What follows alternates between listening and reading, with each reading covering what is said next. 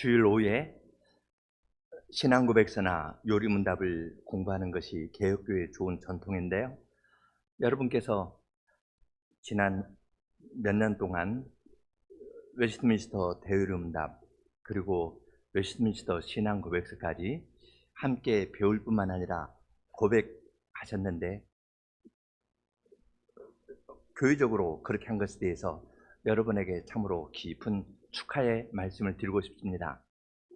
이제 웨스트민스터 대요리문답과 신앙고백서를 고백하는 일을 마치고 1단계 마치고요. 이제 하이델베르크 요리문답을 또 배우고 고백한다고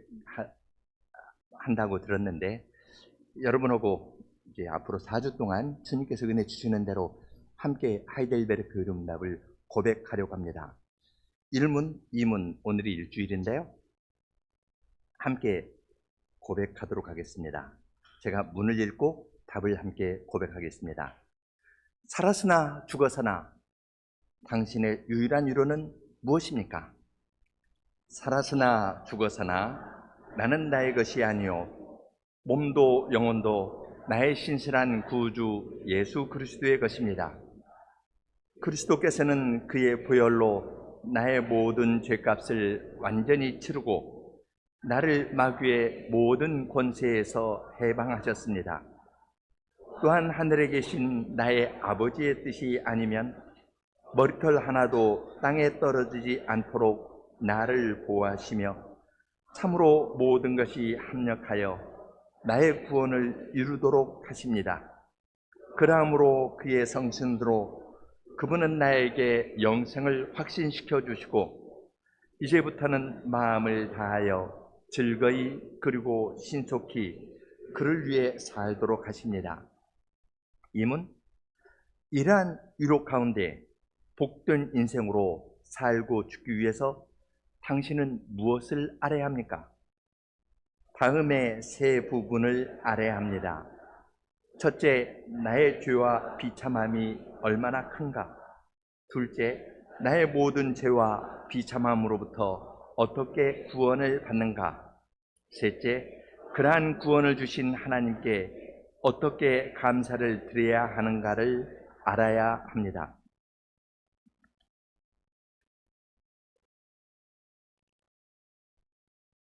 하이델베르크 요리문답 1문을 고백했는데요.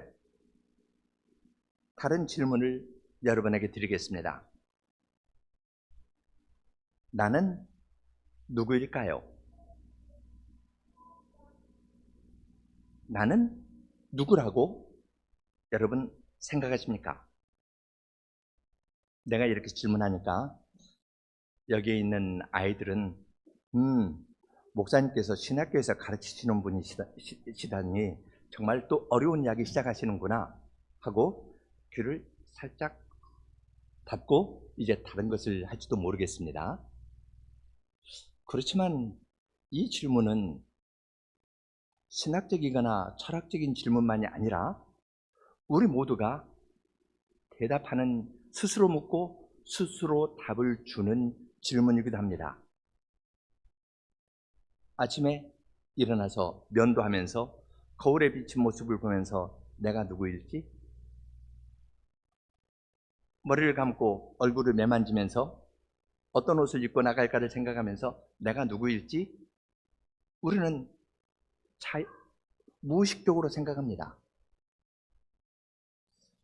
내가 어떠한 옷을 입을지, 어떠한 마음을 가지고 사람을 만나러 갈지 이미 거기에 내가 누구인가에 대한 질문을 스스로 답하는 겁니다.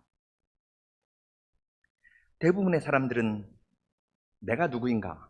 라는 질문을 내가 속한 공동체에서 찾거나 내가 속한 공동체에서 다른 사람들이 나를 인정해 주는가? 거기에서 나를 찾으러 갑니다. 거울을 봐야 나를 알 수 있는 것처럼 다른 사람들의 반응을 보고서 내가 누구인지 이것을 확인해 보려고 합니다. 그렇기 때문에 그 모임에 갈 때에는 그러한 방식의 옷을 입어야 되고요. 아이들 같으면은 아이들이 많이 신는 신을 신거나 가방을 메거나 굿즈를 달고 가야 학교에 조금 길을 펴면서 갈 수 있는 겁니다. 내가 누구인가? 라는 질문에 대해서 우리는 다양한 방식으로 답을 하면서 살아가고 있습니다. 그것을 잘 이용하는 사람들이 장사하는 사람들입니다.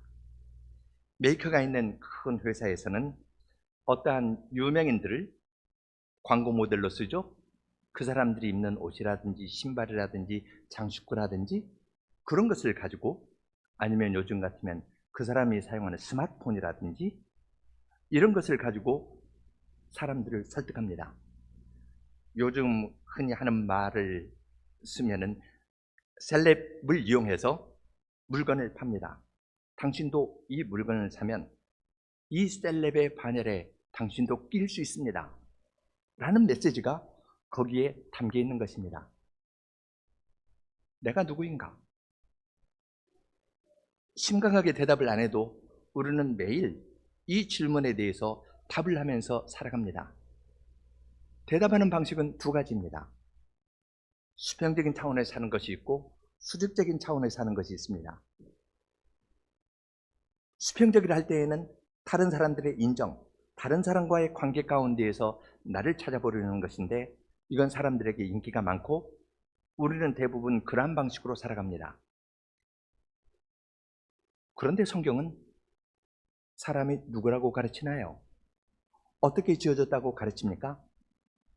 사람은 하나님의 형상으로 지음을 받았습니다. 내가 누구인지 아는 건 하나님께 나아갈 때에 내가 누구인지 아는 겁니다. 내가 누구인가? 이 질문은 하나님의 형상으로 지음을 받은 우리는 우리의 원형인 하나님께 나아갈 때에만 내가 누구인가에 대해서 바른 답을 할 수 있습니다. 하이델베르크 교리문답 1문을 지금 읽었는데요. 여기에서 어떻게 보면은 질문과 답이 엇박자인 것처럼 보입니다. 질문은 살아서나 죽어서나 당신의 유일한 유로는 무엇입니까? 라고 묻습니다. 내가 느끼는 유로에 관해서 묻습니다. 그러면 나의 유로는 이러한 것이다 라고 이야기를 해야 될 터인데, 대답은 나는 그리스도의 것입니다. 하늘에 계신 나의 아버지께서 나를 돌보십니다. 그의 성신이 나에게 영생을 확신시켜 주신다고 대답합니다. 질문과 대답이 어긋나는 것 아닙니까?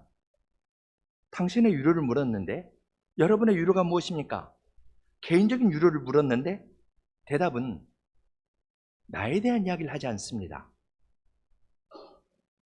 예수 그리스도에 관한 이야기를 하고 성부 아버지, 성부 하나님에 대해서 이야기를 하고 성신 하나님에 대해서 이야기를 합니다.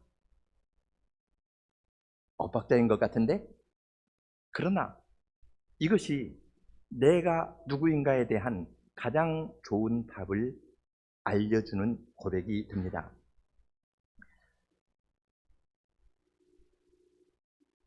우리가 함께 고백하면서 순서가요, 예수 그리스도께서 그의 보혈로 죄값을 다 치르셨다, 그렇게 이야기를 하고, 성부 하나님께서 나를 돌봐주신다, 성신 하나님께서 나에게 영생을 확신시켜 주시고 이제부터는 마음을 다하여 즐거이 그리고 신속히 그를 위해 살도록 하신다고 이야기를 합니다.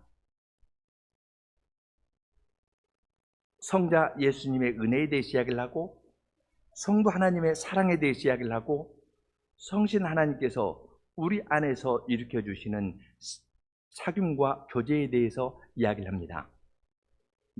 순서가 무엇과 비슷합니까? 아주 익숙하죠? 몇 시간 전에 여러분이 들었던 그겁니다.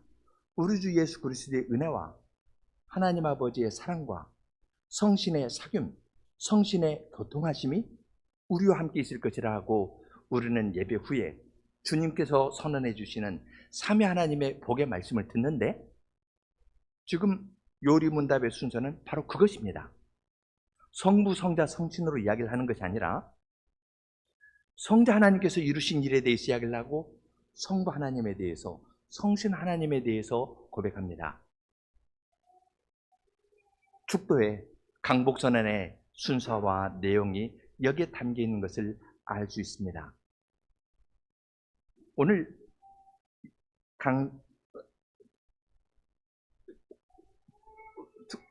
요리문답 일주일을 공부하면서 제목은 우리의 위로는 우리 주 예수 그리스도의 은혜와 하나님의 사랑과 성신의 교제에 있습니다 라는 것이 오늘 오후 강설의 제목입니다.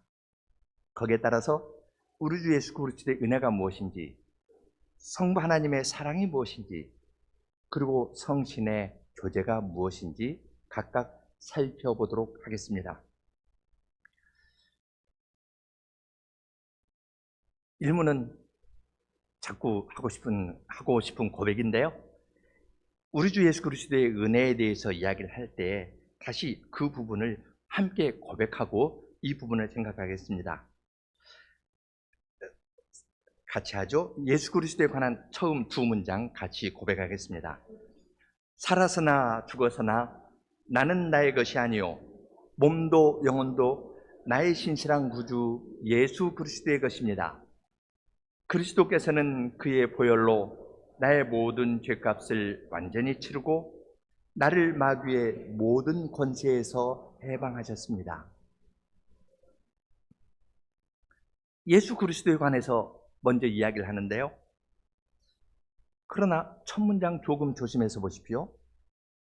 살았으나 죽었으나 나는 나의 것이 아니요 몸도 영혼도 나의 신실한 구주 예수 그리스도의 것입니다. 굉장한 사랑 고백이죠. 마치 갓 결혼한 사람이 서로에 대해서 나는 나의 것이 아니요 당신의 것입니다 라고 혼인 언약을 맺은 사람이 고백하는 것과 참 같습니다. 아름다운 고백입니다. 살아서나 죽어서나 나는 나의 것이 아니요 몸도 영혼도 나의 신실한 구주 예수 그리스도의 것입니다 라고 고백합니다. 이 고백은 그처럼 아름다운데요. 주위를 한번 둘러보십시오. 많은 사람들이 이러한 고백을 하면서 살고 있나요? 내가 왜 그리스도의 것이야? 나는 내 것이지. 왜 다른 사람이 나에 대해서 이야기를 해? 나는 내가 결정하는 거야. 어떤 것을 해야 될지 하지 않아야 될지, 착한 것인지 나쁜 것인지 이걸 판단하는 것은 나에게 속한 것이고, 바른 판단을 내 스스로 판단을 내리면서 나는 나의 인간됨을 확인할 수 있어 라고 말하는 사람이 우리 주위에 더 많지 않습니까? 잘 알려진 시즈프의 신화라는 거가 있죠. 그것이 두 가지 판이 있는데요. 고대 신화에서는 시즈프의 신화는 신이 내린 형벌이었습니다. 그래서 가지고 올라오면은 다시 굴러 내려뜨리거든요. 신이 벌을 준 겁니다. 그것을 실존주의 작가인 알베르 까미라는 사람은 그걸 바꿨죠. 사람들이 잘 알고 있는 그 신화의 내용을 가지고 바위가 굴러 떨어져도 시즈프는 계속 가지고 올라갑니다. 올라가면은 바위가 굴러 떨어질 걸 알지만, 그렇지만 그 사실을 받아들이는 것이 아니라 신에게 저항해서 땀을 흘리면서 바위를 끌고 올라갈 때, 바위오고 맞대서 올라갈 때 그 바위는 내 것이고 나의 인생은 신의 것이 아니라 내 것임을 확인하기 때문에 나는 올라가도 굴러 떨어질 줄 알지만 계속 그렇게 하겠다 하는 것이 실존주의자 까미가 이야기를 한 건데요.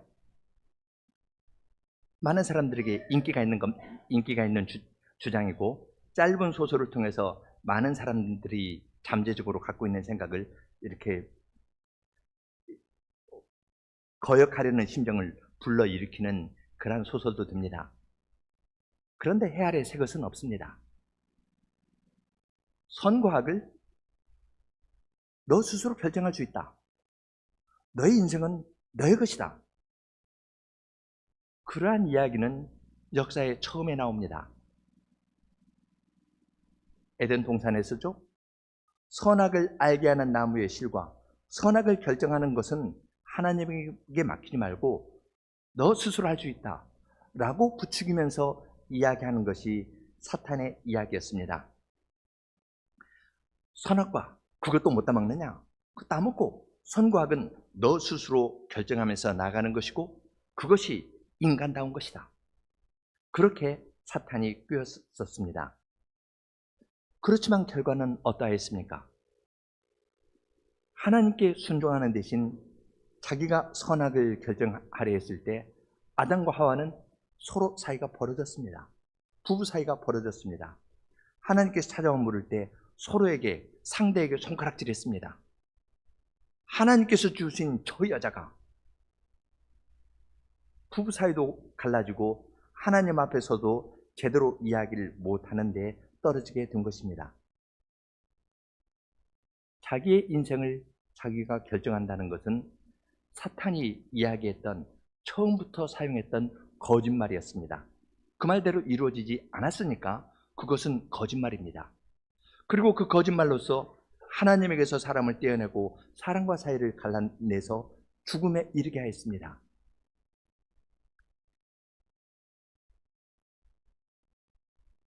여기에서 이야기하는 것이 로마서 6장 23절인데요. 로마서 6장 23절을 보겠습니다.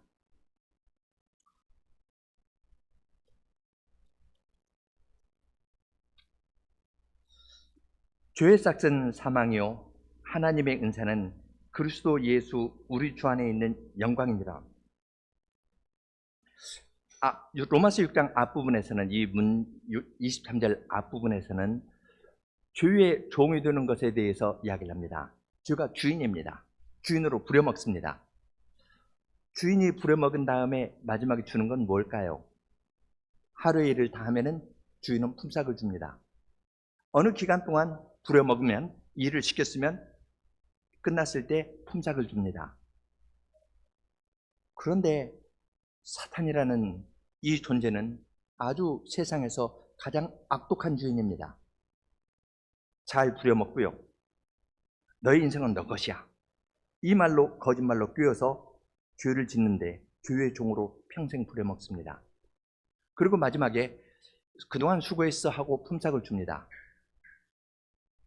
삭수를 주는 것이 사망입니다. 영원한 사망을 품삯으로 주는 가장 악독한 주인입니다. 사람을 속이고 거짓으로 속여서 죽음에 이르도록 하는 것이 사탄입니다. 아무도 그 거짓말의 핵심을 간파하고 거기에서부터 이끌어낼 능력이 없습니다. 우리를 그러한 데에서부터 사탄의 권세로부터 해방하기 위해서 마귀의 모든 권세로부터 해방하기 위해서 예수님께서는 죄값을 하나님께 다 치렀습니다. 죽기까지 순종하면서 나의 신실한 구주 예수 그리스도께서 죄값을 다 치르고 나를 사단의 거짓에서부터 건져내시고 죄의 올무에서부터 사망의 세력으로부터 구원해 주는 은혜를 베풀어 주셨습니다. 내 스스로 벗어나는 것이 아니라 그리스도로 말미암아 내가 사탄의 모든 권세에서 해방되었음을 깨닫고 고백합니다.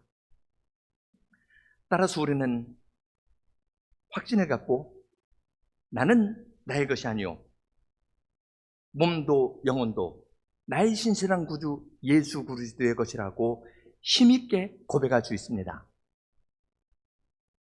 내 인생은 내 것이 아닙니다. 그렇게 하면 사탄의 말에 속아서 내 마음대로 살고 죄를 짓고 결국은 죽음에 떨어지게 됩니다. 그러한 비참한 가운데 있는 우리들을 구원하시기 위해서 예수님께서 죄의 값을 치렀기 때문에 우리는 내 인생의 주인은 나라는 생각을 버립니다.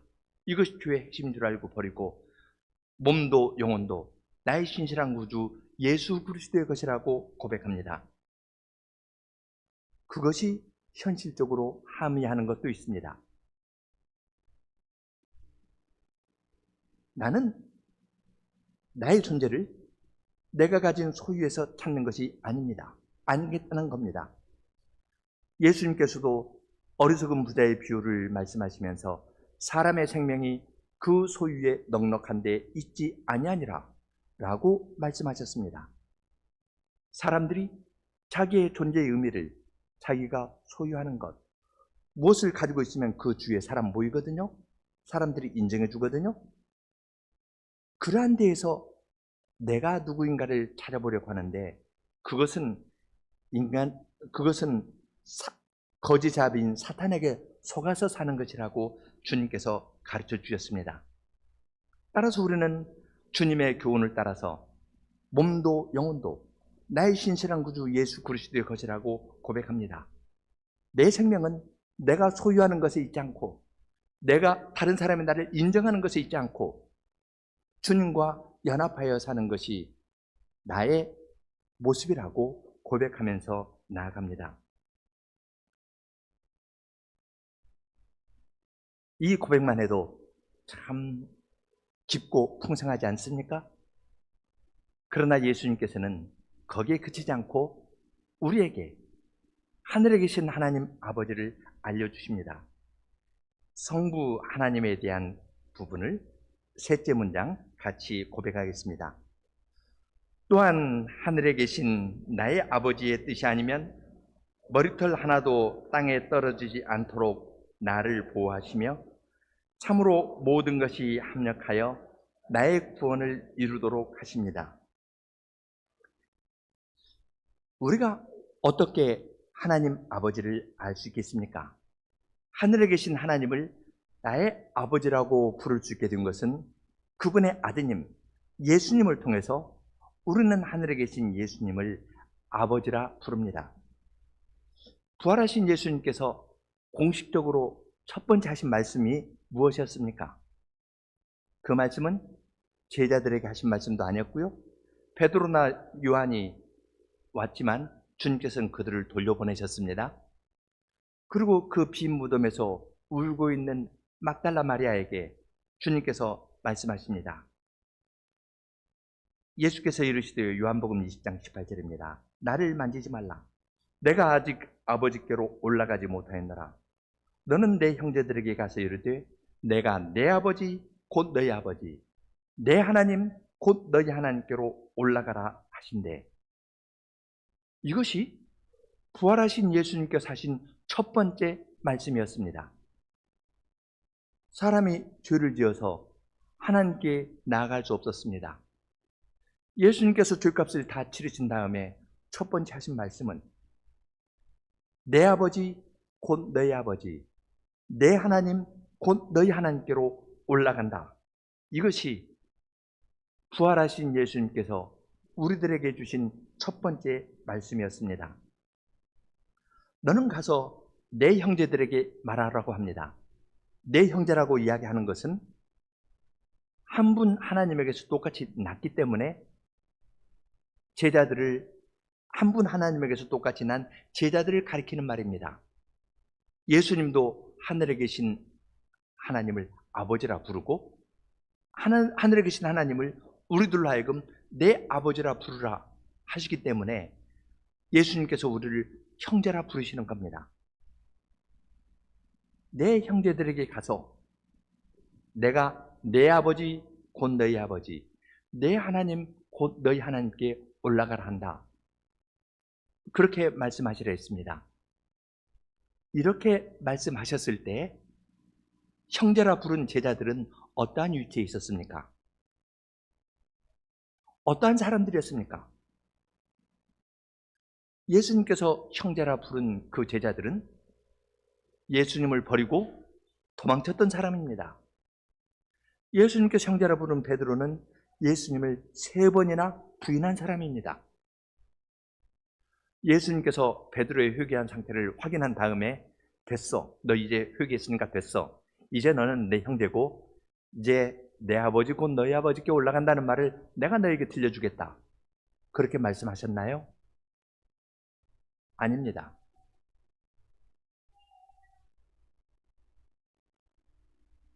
주님을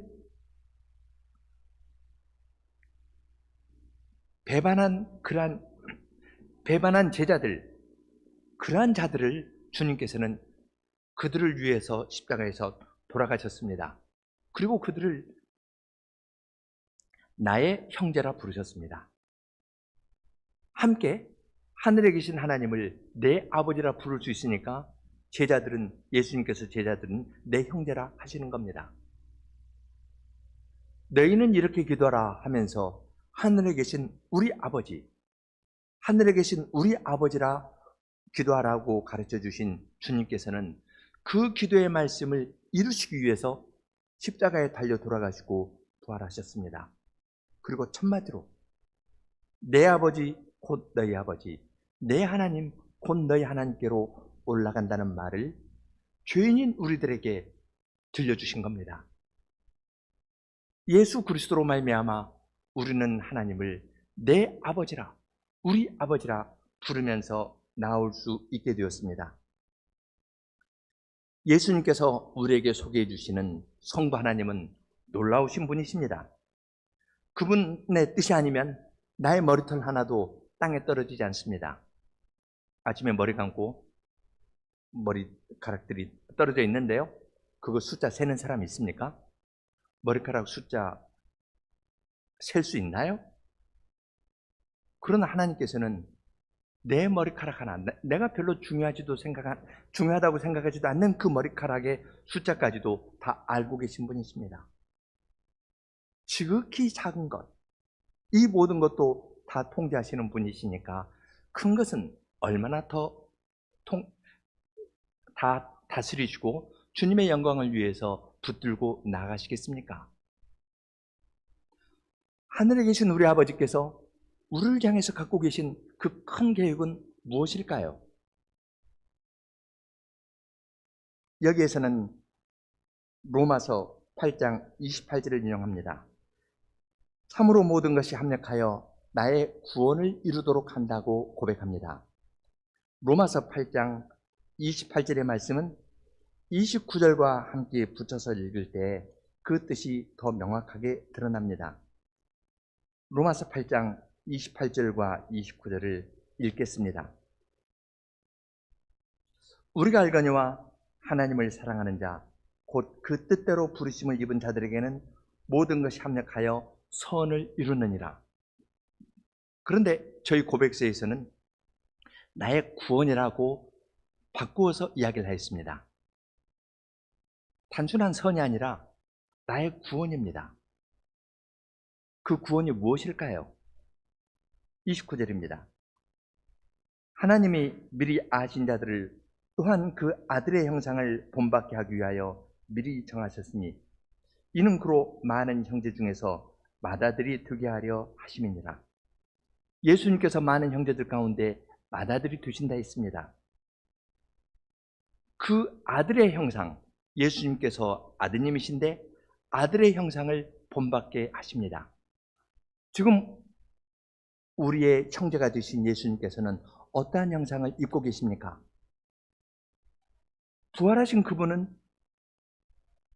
우리를 위해서 여전히 부활의 몸을 입고 계십니다. 우리가 부활의 몸을 입게 될 것을 주님께서는 우리에게 보여주시면서 하나님이실 뿐만 아니라 사람이 되신 그분은 지금도 완전한 사람으로 계십니다. 부활의 몸을 입고 더 이상 죽음이나 병이나 아픈 것이 해할 수 없는 부활의 몸을 주님께서 입고 계시면서 이것이 너희의 최종 목적이다. 이것이 너희의 구원의 모습이다. 이리 오너라. 하나님 우편에 앉아 계신 예수님께서는 우리에게 부활의 몸을 입고 있는 그 모습을 보여주시면서 너희의 마음을 들어 나에게 나오너라 하고 주님께 끌어들이시는 일을 계속 하십니다. 우리의 하늘 아버지께서 마음에 두고 계신 것은 우리가 모두 부활의 몸을 입고 예수님처럼 되는 겁니다. 아드님의 형상을 본받는 것이 하나님께서 우리를 향해서 갖고 계신 뜻입니다. 머리털 하나 떨어지는 것, 이것부터 시작해서 우리 모두가 부활의 몸을 입고 해됨도 상함이 없는 그곳에서 주님의 자녀답게 주님의 어떠하심을 드러내는데 이루도록 이 세상을 다 주장하시고 이끌어 나가실 겁니다. 성부 하나님께서 이러한 일을 하십니다. 놀랍지 않습니까?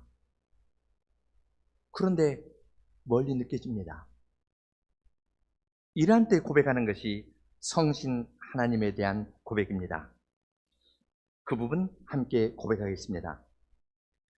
그러므로 그의 성신으로 그분은 나에게 영생을 확신시켜 주시고 이제부터는 마음을 다하여 즐거이 그리고 신속히 그를 위해 살도록 하십니다. 이 큰 사실을 나로서는 알 수가 없습니다. 성신 하나님께서는 내 안에 계시면서 나의 영원한 생명, 영생을 확신시켜 주십니다. 말씀을 들을 때 그 말씀을 믿도록 깨우쳐 주십니다. 그리고 굳어진 내 마음이 부드러워지면서 이제부터는 마음을 다하여 즐거이 그리고 신속히 그분을 위해 살도록 하십니다. 성신 하나님께서는 자기를 나타내지 않습니다. 요한복음 16장 13절에서 예수님께서 이렇게 말씀하십니다. 그러나 진리의 성신이 오시면 그가 너희를 모든 진리 가운데로 인도하시리니 그가 자유로 말하지 않고 오직 듣는 것을 말하시며 장래일을 너희에게 알리시리라. 여기 장래일이라는 것은 예수님께서 말씀하시는 그 시점에서의 앞으로 될 일입니다. 요한복음 16장은 예수님께서 잡히시기 전날 밤에 말씀하셨거든요. 그때 이야기하는 장래일을 너희에게 알려주신다는 것은 어떤 일을 가리키겠습니까? 앞으로 있을 일, 곧 예수님의 십자가와 부활에 관한 겁니다. 성신 하나님께서는 자유로 그냥 주관적으로 너의 마음을 흥겹게 하는 그런 식이 아니라 장래일, 앞으로 있을 일, 내일 있을 일, 곧 예수님의 십자가와 부활에 대한 이 사실을 너의 마음에 정다히 이야기하면서 너의 마음에 위로하면서 정다히 말하면서 이걸 깨우쳐주는 일을 할 거라고 약속해 주셨습니다. 성신 하나님께서 우리의 연약함을 돌봐 주셔서 말씀을 들을 때 그 말씀을 깨우쳐 주시고 강서를 들었지만 이해가 안 될 때 집에 가서 다시 기도하면서 그 말씀을 읽으면 주님께서 깨닫게 해주시는 겁니다. 말씀과 성신 함께 하면서 그리스도의 십자가와 부활의 의미를 깨닫고 주님께서 베풀어 주시는 영원한 생명을 누리게 하는데 우리를 이르게 하십니다. 예수 그리스도를 부활시킨 그 성신께서 우리 안에 거하십니다. 성신으로 말미암아 우리 안에 거하시는 성신으로 말미암아 우리가 부활의 몸을 입게 될 겁니다. 성신으로 말미암아 입게 되는 몸이기 때문에 그것은 성신적인 몸, 신령한 몸이라고 불리기도 합니다. 썩는 우리의 몸과 대비되기 때문에 그 몸은 영광스러운 몸이라고 부르기도 합니다. 그러한 데에 우리를 인도하실 겁니다. 내가 누구입니까?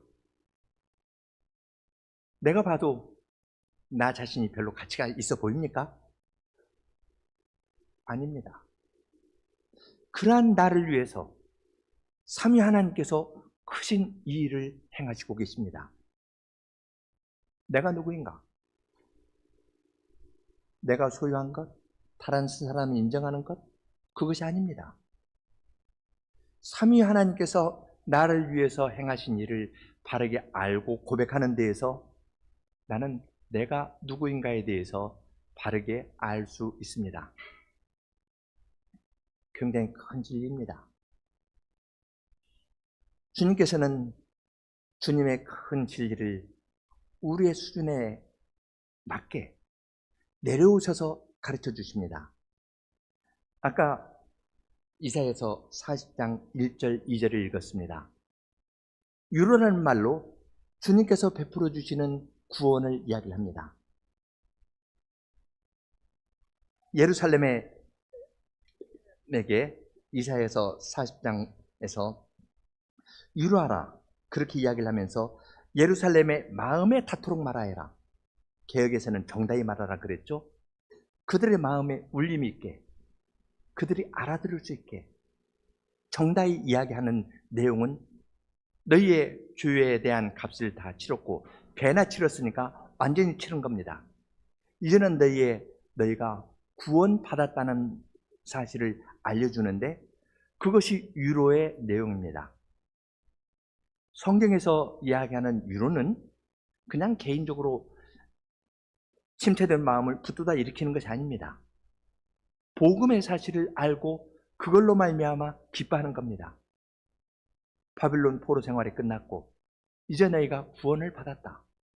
이것을 우리의 마음에 주님께서 마음에 닿도록 정다히 이야기해 주시는 겁니다. 위로가 되지 않습니까?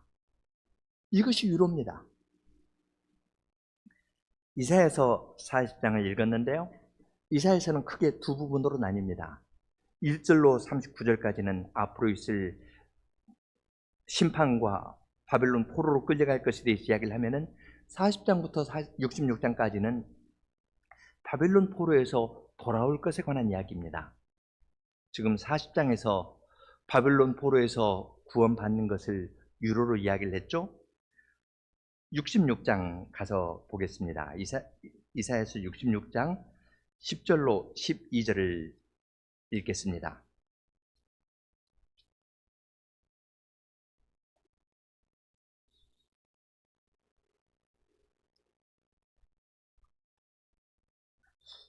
예루살렘을 사랑하는 자들이여 다 그 성읍과 함께 기뻐하라. 다 그 성읍과 함께 즐거워하라. 그 성을 위하여 슬퍼하는 자들이여 다 그 성의 기쁨으로 말미암아 그 성과 함께 기뻐하라. 너희가 젖을 빠는 것 같이 그 위로하는 품에서 만족하겠고 젖을 넉넉이 빤 것 같이 그 영광의 풍성함으로 말미암아 즐거워하리라. 여호와께서 이와 같이 말씀하시되 보라 내가 그에게 평강을 강같이 그에게 문나라의 영광을 넘치는 시내같이 주리니 너희가 그 성읍에 젖을 빨 것이며 너희가 옆에 안기며 그 무릎에서 놀 것이라. 어머니가 자식을 위로함같이 내가 너희를 위로할 것인즉 너희가 예루살렘에서 위로를 받으리니 너희가 이를 보고 마음이 기뻐서 너희 뼈가 연한 풀의 무성함 같으리라. 여호와의 손이 그의 종들에게 나타나겠고 그의 진노는 그의 원수에게 더하리라. 바빌론 포로에서 돌아오고 옆에 있는 다른 나라들도 함께 하나님께 예배하는데 참여하고 이방 나라 사람들도 하나님께 예배하는데 헌물을 드리면서 함께 참여하는 겁니다. 그것을 어린아이가 어머니 젖바는 것으로 비유했습니다. 단지 우리만 돌아오는 것이 아니라 포로로 끌려갔던 사람들 너희만 돌아오는 것이 아니라 포로로 끌려갔던 이스라엘 백성이 돌아올 때에는 다른 이방 사람들도 함께 돌아옵니다. 그리고 여호와의 산에서 함께 예배할 겁니다.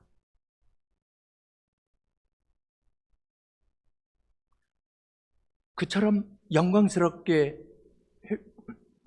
회복된 모습을 주님께서는 위로라는 말로 표현합니다.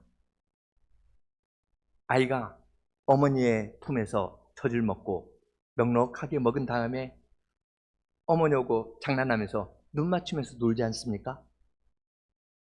그러한 넉넉함을 주님께서 우리에게 주십니다.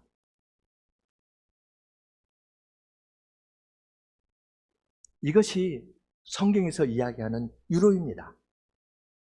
어떤 법을 엄격하게 주고 이거 지켜, 율법 지키고 이거 잘했으니까 옳지, 너는 이제 하나님 나라에 들어올 자격이 있어. 이런 식으로 말씀하는 것 아닙니다. 제자들이 여전히 주님을 떠난 그 제자들이지만 주님께서 그들을 위해서 십자가에서 달려 돌아가셨습니다. 그리고 그들을 내 형제라고 부르면서 안으셨습니다.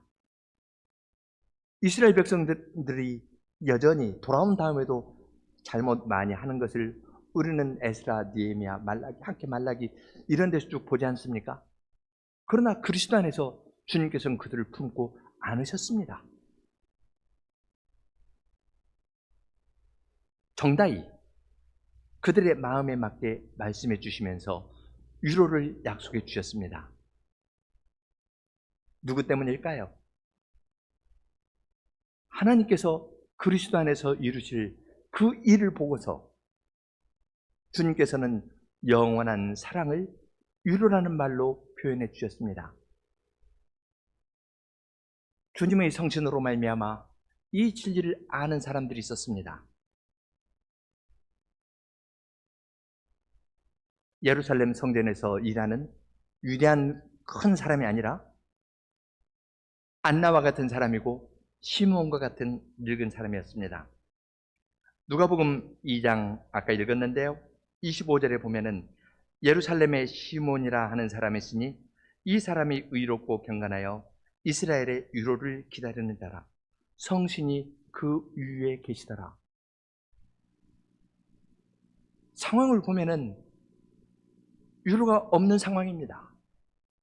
그렇지만 이스라엘의 위로에 대한 하나님의 말씀이 이루어질 줄 알았기 때문에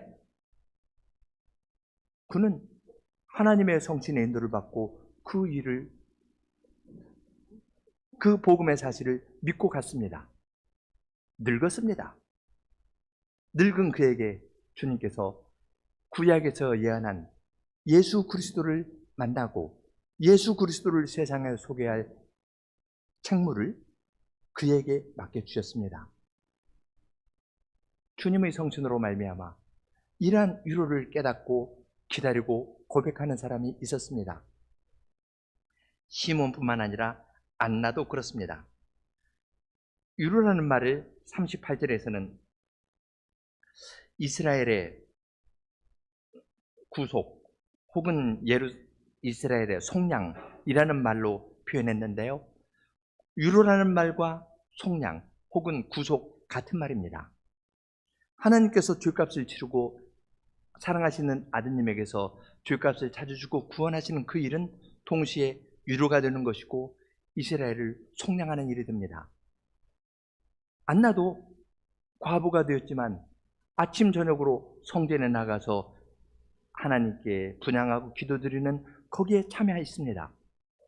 그것을 믿고 살아갔습니다. 안나는 자기의 존재를, 과부인 그는 자기의 존재를 다른 데서 찾지 않고 하나님의 위로에서 그는 내가 누구인가에 대한 답을 찾고 그것을 붙들고 살아간 것을 볼 수 있습니다. 하이델베르크 교리문답 1문을 그리스도와 성부와 성신의 관점에서 읽고 고백하였을 때 처음 물었던 질문에 대한 답이 달라질 수밖에 없습니다. 나는 누구인가? 안나나 시몬은 뭐라고 대답했겠습니까? 이사야서 40장과 66장을 읽은 사람은 뭐라고 대답했겠습니까? 바벨론 포로에 끌려가 있어도 이사야서를 읽는 사람은 자기에 대해서 뭐라고 대답했겠습니까?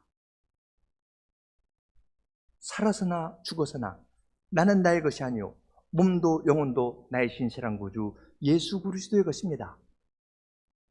내가 내 인생을 결정하는 것이 아니고 나는 그리스도의 것입니다. 이렇게 고백하지 않았겠습니까? 내가 누구인가? 이 질문에 대해서 성경적으로 대답하는가, 성경적으로 대답하지 않는가를 알 수 있는 가장 좋은 리트머스 시험지가 있습니다.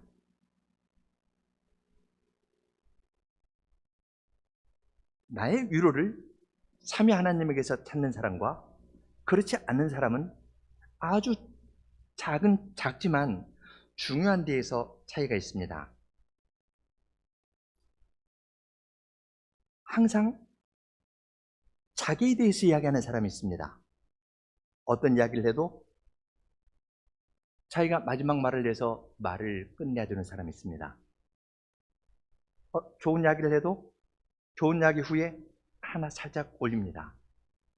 아주 요리를 맛있게 했는데요, 소금을 살짝만 뿌려야 되는데 소금을 쏟아 부은 것처럼 자기 이야기, 나도 그거 알고 있어, 어때 하면서 탁 자기에 대한 것 때문에 일 감추지 못하고 쏟아내는 사람들이 있습니다. 그 사람은 나는 나의 것이 아니요 몸도 영혼도 나의 신실한 구주 예수 그리스도의 것입니다 라고 제대로 고백하는 사람이 아닐 것입니다. 그리스도를 고백하는 사람은 그리스도와 함께 죽었습니다.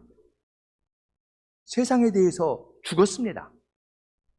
다른 사람이 인정해 주지 않아도 별로 그것이 나에게 큰 문제가 되지 않습니다.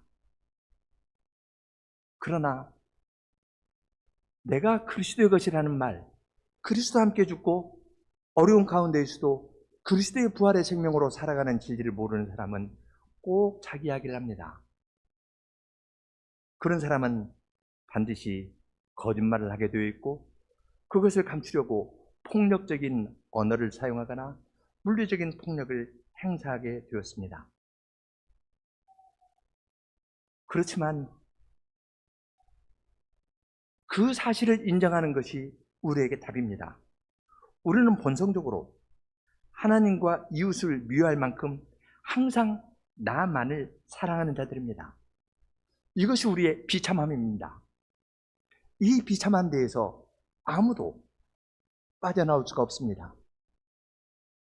내가 그리스도께 속했다 하면서 아름다운 말만 하는 것이 아니라 죄와 비참함, 나의 비참함을 바르게 알 때 우리는 참된 위로도 바르게 붙잡을 수 있습니다.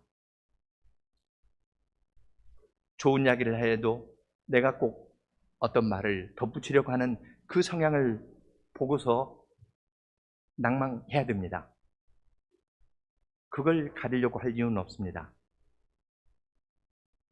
낭망하되 그러한 나를 위해서 그리스도께서 돌아가셨다는 사실을 알고 거기에서 답을 찾아야 합니다.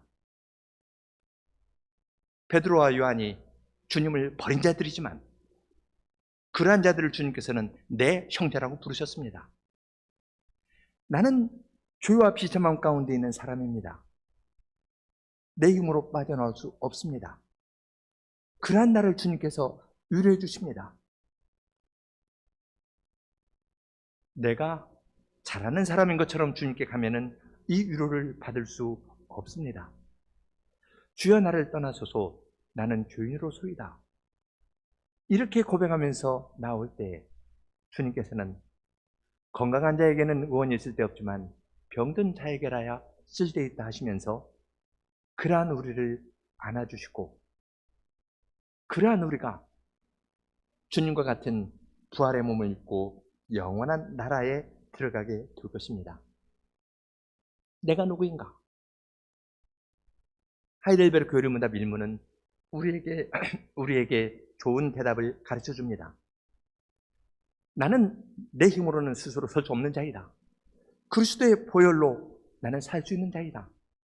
그러한 나이지만 그리스도로 말미암아 하늘에 계신 하나님을 나의 아버지라 부를 수 있고 이분께서는 나의 머리털 하나도 다 세실 뿐만 아니라 영원한 나라에까지 아들의 형상을 본받는 데까지 나의 구원이 이루어질 때까지 나를 붙들고 가실 것이며 성신 하나님께서는 그 모든 기간 동안 내 안에 계시면서 영생을 확신시켜 주시고 주님께 가까이 나아가도록 인도하실 것이다 라고 고백해야 합니다.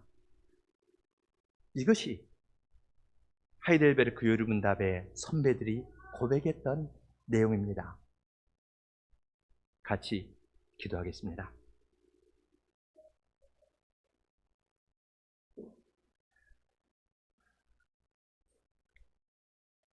하늘에 계신 하나님 아버지, 주님의 거룩한 사랑 앞에 설 때에 저희가 저희의 죄의 모습을 바르게 발견하고 또한 저희의 죄와 비참한 가운데 있는 저희의 모습을 있는 그대로 인정하면서 고백하게 됩니다. 하늘에 계신 하나님을 생생하게 알지 못하면 저희는 주님을 이용해서라도, 주님의 말씀을 이용해서라도, 주님의 교회를 이용해서라도 자기를 끊임없이 나타내려 하는 그러한 자들이고 정말로 소망이 없는 자들입니다. 그러한 저희의 모습을 주님께서는 저희보다도 더 잘 아시면서 그러한 저희의 마음에 가까이 와서 저희의 마음에 닿도록 정다의 위로의 말씀을 전해주시면서 저희들로 하여금 자기의 인생을 자기가 책임지려 하던 것들을 내려놓고 주님께서 베풀어 주신 은혜를 깨닫고 주님의 손을 잡고 주님께 가까이 나아가도록 인도해 주십니다. 이러한 은혜의 말씀을 저희들에게 들려주시오니 저희들이 늘 죄와 비참함을 있는 그대로 항상 인정하고 이러한 죄인을 구원하여 주시고 사랑하시는 주님의 영원한 사랑을 늘 높이 부르면서 주님께 가까이 나아가는 사람들이 다 되도록 저희를 인도해 주시옵소서. 예수님 이름으로 기도합니다. 아멘.